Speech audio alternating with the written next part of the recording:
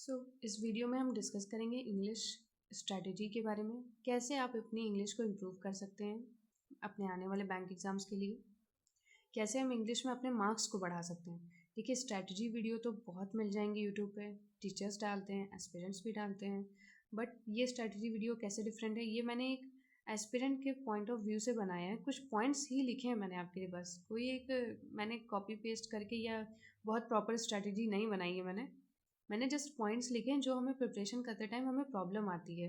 मैंने वो पॉइंट्स लिखे हैं। मैं भी एक एस्पिरेंट हूँ तो मैंने उसी हिसाब से लिखा है। मैंने कुछ एग्जाम्स क्लियर भी करे हैं, तो क्या प्रॉब्लम हमें आती है स्टार्ट करने में, या फिर जब हम कुछ टाइम हो जाते हैं प्रिपेयर करते हुए तो उस टाइम हमें क्या प्रॉब्लम आती है, तो मैंने बस वही पॉइंट्स ही लिखे हैं। तो इस हिसाब से अगर आप देखते हैं इसको आप और फॉलो करते हैं तो आपको ज़रूर हेल्प मिलेगी। बाकी इस चैनल पे मैं daily to do list upload करती हूँ। देखिए, स्ट्रैटेजी वीडियो देख लेने से सिलेक्शन नहीं हो जाता है। स्ट्रैटेजी वीडियो का काम वहीं ख़त्म हो जाता है। 5-10 मिनट की हो, 1 घंटे की हो, आधा घंटे की हो, वहीं उसका काम ख़त्म हो जाता है। उसके बाद डेली जब हम करने बैठते हैं तो हमारे पास टारगेट होना चाहिए कि आज मुझे इतना इस टॉपिक पे ज़्यादा फोकस करना है। आपको बैंक एग्ज़ाम जल्दी क्लियर करना है, आपको टारगेट बेस स्टडी ही करनी होगी कि आज मुझे पजल ज़्यादा लगानी है, आज DI ज़्यादा लगानी है, और आज इतने क्वेश्चंस प्रैक्टिस करने हैं, आज ये टॉपिक लगाना है। ऐसे ही करके प्रिपरेशन, तभी आपका जल्दी सिलेक्शन होगा। इस स्ट्रैटेजी वीडियो में मैंने 2 टाइप के स्टूडेंट्स की बात की, एक बिगनर और हिंदी मीडियम के स्टूडेंट्स हैं, और एक जिन्होंने अभी स्टार्ट करी है प्रिपरेशन बट उनकी इंग्लिश थोड़ा मॉडरेट है। बहुत लो लेवल नहीं है उनका इंग्लिश का, बट हाँ थोड़ा बहुत तो आता ही है। अगर आप हिंदी मीडियम के स्टूडेंट हैं तो आपके लिए फर्स्ट पॉइंट बहुत इंपॉर्टेंट है, आप 1 टाइम ग्रामर कर लीजिए।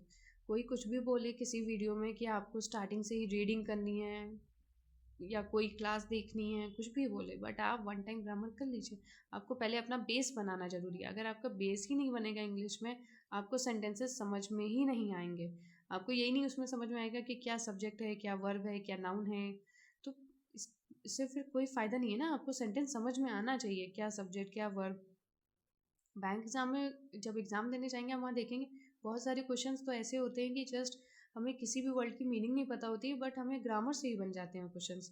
तो इसके लिए आपको आने चाहिए, आपको ग्रामर 1 टाइम तो ग्रामर होना ही चाहिए। 1 टाइम ग्रामर कर लीजिए, इससे थोड़ा सा बेस बन जाएगा, आपको भी क्लियर हो जाएगा। थोड़ा बहुत पूरा नहीं समझना, 50-60% अगर ग्रामर आपको समझ आने लगेगी तो आपका थोड़ा ईजी हो जाएगा आपके लिए आगे क्वेश्चंस को समझना। फिर उसके बाद 120 रूल्स ऑफ ग्रामर कर लीजिए। मान लीजिए आपने ग्रामर 1 टाइम कर लिया बट आपको ग्रामर 40% समझ में आई, बाकी नहीं आई, क्योंकि स्कूल में सभी करते हैं ग्रामर, बट उस टाइम उतना सीरियसली नहीं लेते हम उसको।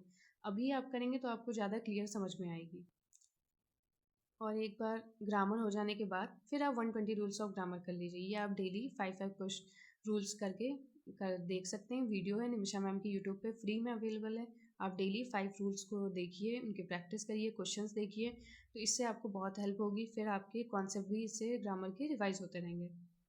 आप अभी स्टार्ट कर रहे हैं, आपकी इंग्लिश बहुत वीक है, आप आशीष क्लासेस करके उनका एडिटोरियल देखिए जाके। वहाँ आपको एक एक लाइन की मीनिंग वो पढ़ के बताते हैं, उससे आपको बहुत ईजी होगा समझना एडिटोरियल को, और समझ में आएगा आपको स्टार्टिंग से ही कि हाँ किस सेंटेंस में क्या ग्रामर है, कहाँ सब्जेक्ट है, क्या नाउन है। ठीक है, तो आप आशीष क्लासेस देखिए। उसके बाद डेली 5-10 वर्ड उसी एडिटोरियल से नोट जरूर करिए, जो भी सर बता रहे हैं उससे आपको वर्ड्स की मीनिंग भी पता चलेगी। और डेली आपको थोड़ा रीडिंग करना है, रट्टा नहीं मारना है, बस आप लिख लीजिए वर्ड्स को और रीड करिए। परफेक्शन क्लास अवॉइड करना है स्टार्टिंग में। क्यों? क्योंकि परफेक्शन क्लास बहुत अच्छी है, मैम सोल्यूशन भी बहुत अच्छा देती हैं, बट प्रॉब्लम ये होती है कि जब हम स्टार्ट करते हैं स्टार्टिंग में हमारा इंग्लिश का लेवल अगर अच्छा नहीं है, और परफेक्शन क्लास के क्वेश्चन अच्छे होते हैं, मैम क्वेश्चन दे देती हैं, हम देखते रहते हैं और फिर वो कुछ टाइम बाद आके खुद ही सॉल्व करा के चली जाती हैं। बट जब हम खुद से करेंगे सॉल्व तो हमसे एक भी क्वेश्चन नहीं सॉल्व होगा, ना उस लेवल का ना उससे लो लेवल का। ठीक है, तो परफेक्शन क्लास नहीं करनी है स्टार्टिंग में, पहले इजी क्वेश्चंस को ही सॉल्व करना है। बट ऐसा भी नहीं है कि हमारी फिर उसी इजी क्वेश्चंस पे ही हम अटके रह जाएं, हम हाई लेवल के क्वेश्चन ना कर पाएँ। तो कुछ टाइम के लिए, जब तक अगर आप ग्रामर कर रहे हैं तो ग्रामर के साथ साथ आप इजी लेवल के क्वेश्चन सॉल्व करिए। एक बार ग्रामर हो जाती है फिर आप हाई लेवल के क्वेश्चन, परफेक्शन, ये सब स्टार्ट कर दीजिए, क्योंकि वो आपके एग्जाम में मेंस में तो हाई लेवल के ही क्वेश्चन आने हैं, बट स्टार्टिंग हमें इजी क्वेश्चन से करनी है जिससे हमें मीनिंग समझ में आए क्वेश्चंस की। उसके बाद नेक्स्ट बात कर लेते हैं जिन्होंने अभी अभी प्रिपरेशन स्टार्ट करी है बट उनकी इंग्लिश थोड़ा सा मॉडरेट है, बहुत ज़्यादा वीक नहीं है। तो आपके लिए परफेक्शन क्लास आप स्टार्टिंग से ही करिए, आपके लिए बहुत ज़रूरी है परफेक्शन। बस एक पॉइंट लिखा है मैंने आपके लिए कि आप हो सके तो आप पहले परफेक्शन की पीडीएफ से उसके सारे क्वेश्चंस को अटेम्प्ट कर लीजिए, फिर उसके बाद परफेक्शन क्लास देखिए, इससे आपको ज़्यादा हेल्प होगी। आप ट्राई करके देखिए, आप पहले क्वेश्चंस को अटेम्प्ट कर लीजिए, फिर मैम का सोल्यूशन देखिए। हाँ, एडिटोरियल आपको देखना है, बट क्या हमेशा देखना है एडिटोरियल? नो। अगर आपकी इंग्लिश थोड़ा ठीक है तो आपको एडिटोरियल कंटिन्यू ज़्यादा 2-3 महीने से ज़्यादा नहीं कंटिन्यू करना है। बस आप 2-3 महीने देखिए, फिर सफिशिएंट है। इसके बाद आप खुद से न्यूज़पेपर रीड करिए, क्योंकि आपको इंग्लिश समझ में आती है। हाँ, वर्ड्स डेली 5-10 न्यू वर्ड्स आप कहाँ से लेंगे? एडिटोरियल की पीडीएफ से लीजिए। आपको एडिटोरियल की वीडियो नहीं देखनी है, वहाँ पे जाके टाइम वेस्ट मत करिए। पीडीएफ को डाउनलोड करिए, उसको रीड करिए, उसी में से आपको जो भी वर्ड्स हैं खुद से एक नोटबुक में नोट करिए और वहाँ पे रीड करिए डेली। क्वेश्चंस डेली सॉल्व करने हैं हमें, कहाँ से? चेकलिस्ट से करने हैं, निमिषा मैम देती हैं अपने टेलीग्राम पे। उनकी चेकलिस्ट को हमें हमेशा टाइमर के साथ ही सॉल्व करना है या फिर क्विजेस से सॉल्व करना है। एरर के लिए मैंने एक पॉइंट लिखा है कि आप एक नोटबुक बना लीजिए, उसमें आप जो भी आप क्विजेस में करते हैं या पीडीएफ में करते हैं, जो भी आपके क्वेश्चंस रॉन्ग होंगे उनको आप नोट करिए उस नोटबुक में, और जब आप हर संडे को उसको रिवाइज करेंगे तो आपको उससे बहुत हेल्प होगी। आपको पता चलेगा कि आपके क्या कॉन्सेप्ट कहाँ पे वीक हो रहे हैं, तो आपको उससे आइडिया लगता रहेगा और आपके रिवाइज भी होते रहेंगे कॉन्सेप्ट। मैंने बहुत ही शॉर्ट वीडियो बनाया है और मैंने बहुत ही जल्दी जल्दी बताया है, क्योंकि मुझे ना मेरा टाइम जिससे वेस्ट हो जाता है ना आपका टाइम वेस्ट हो। आप भी अपनी पढ़ाई पे फोकस करिए। जस्ट लंबी लंबी स्ट्रैटेजी वीडियोस आधा घंटे की, 1-1 घंटे की, 2-2 घंटे की कोई ज़रूरत नहीं है देखने की। उसमें कोई ऐसा नहीं है, कोई आपको जड़ी बूटी नहीं दे देता आपको किसी स्ट्रैटेजी वीडियो में आके। आप एक दिन में 1000 स्ट्रैटेजी वीडियो देखिए, कोई मतलब नहीं, कोई फ़र्क नहीं पड़ता उससे।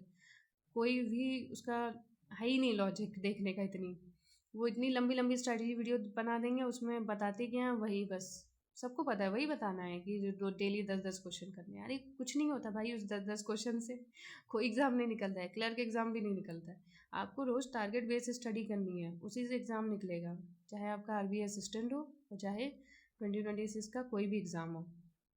ऐसे बहुत सारे यूट्यूब चैनल हैं जहाँ पे एस्पिरेंट हैं, अपनी कहानी दिखाते हैं, अपनी डेली ब्लॉग बनाते हैं, वीडियोस दिखाते हैं, बट होता क्या है, उनका खुद का सिलेक्शन नहीं हो रहा है, उनका खुद का कोई एग्ज़ाम नहीं निकल रहा है, उनके प्री भी नहीं निकल रहे हैं, बट वो वीडियोस बना रहे हैं। जस्ट फाइन, वो तो ठीक है, जिसको जो बनाना है बनाए, बट सबकी स्ट्रैटेजी मत देखिए। आप बस अपनी डेली स्टडी पे फोकस करिए, वो ज़्यादा इंपॉर्टेंट है आपके लिए।